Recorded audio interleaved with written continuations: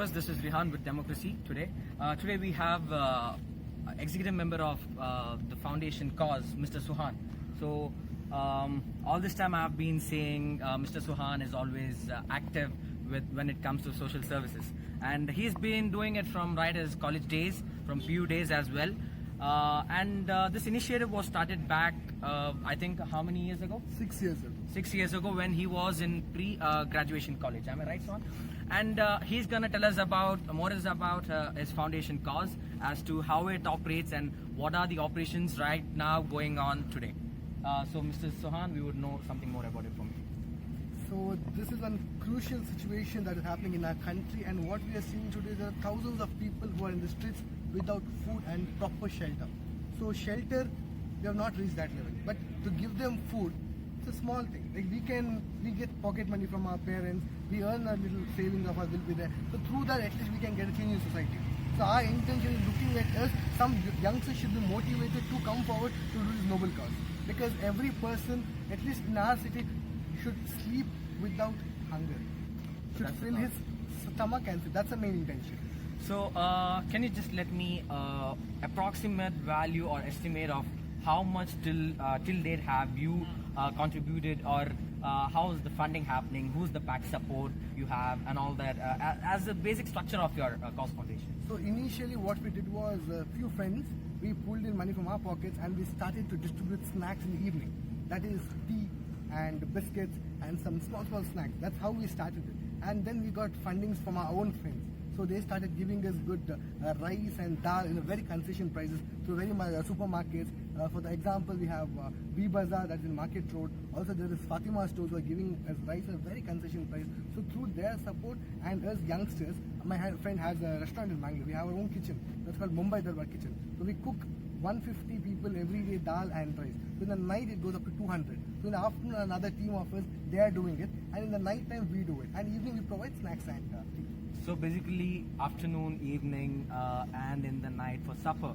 So it's all around maybe say 600 to 700 or maybe 800 plus items that you give it. No, in the night we do for almost 200 people. Afternoon 150 and evening 150. So that makes about 400 or 500 approximately. Exactly. So you might be knowing our beloved Prime Minister had called for a 9-minute lights on and shutting the lights off of the houses. So you have any point of view, or you have to give any, you want to bring people's attention to this or anything as such? Since our Prime Minister has told all our Indians that through doing this 9 minutes thing, we can give a moral support for all our country citizens, initially we have to respect it because it's a Prime Minister. Other than that, I expected Prime Minister to also say that if one person per house can give food to one people, then definitely this hunger strife, people are suffering here without food. So that can be sorted. So that is also. So that's the basic issue. Prime Minister is saying, fine, come out, appreciate doctors by applauding, or offing the lights and tossing out your mobile torch. But then again, the concern is food. That you're saying really. You are not satisfied with what Prime Minister is putting in efforts for the food, or is it? Request as a youngster, I request the Prime Minister. I request the Prime Minister to come again and request every Indian to one house, one meal. So if we do this, there are hundreds of people in the streets who are having no food. There are people whom we distribute foods have come from other parts of the country. They have come to Mangalore, and due to the lockdown, they are not able to move anywhere. So that's completely the failure of the government. Government should take proper precautions. They should give them proper facilities to travel and to stay in Mangalore. You have to give them proper food and accommodation. But proper food has not been provided. So that's the sad story. And when it comes to the people of Mangalore, it's always said that the people of Mangalore are brilliant, excellent, patient, and always helpful. And I've seen you closely working with our PM candidate Mithun Rai as well. He has challenged the High Court when it had come to the Kerala border. So what's the point of view on that? So my personal opinion is that we Mangaloreans need to look after our safety first. So every person in Mangalore needs to look after their safety. And also there are some emergency cases. So that needs, proper medical treatment. We believe that in the borders of Karnataka and Kerala, that is Kasaragod, they have a lot of funds and they can get infrastructure. But at this situation, what matters the most is humanity.